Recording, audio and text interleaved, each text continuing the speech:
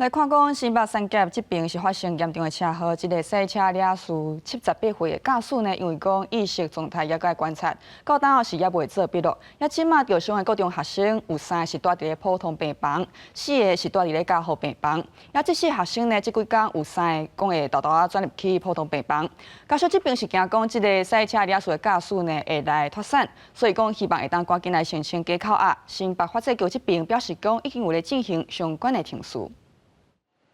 后抓鸟仔抓成生现象上深的哀悼，手写的卡片甲便条纸坐甲放袂落去，搭伫桌仔甲电话条啊。新北市三甲车祸案发第4日，有袂少民众游玩到场致哀。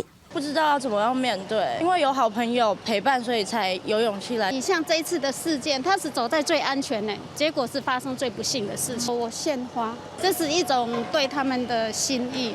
事故造成3死10日伤，高达9个人住院。新北教育局表示，受伤的几啊名高中学生，目前有3个人伫普通病房，4个人伫加护病房。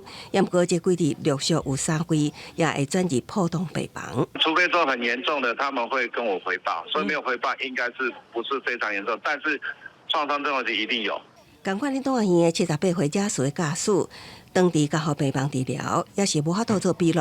院方表示，伊的生命现象已经渐渐稳定，也不过意识状态有外爱观察。现在就是怕他会偷讨那个财产，希望是说大家一起申请假扣押，因为大家的力量会比较好。多惊细位驾驶脱产，有受伤的家属希望量早申请加扣押。新北法制局表示，已经委托环保协会启动加扣押相关程序，也不过需要取得被害者也是因的家属的授权同意。办理也要时间，也不过，即马云南会认定专案属于重大公路事故，也已经立案调查。公司新闻采访报道。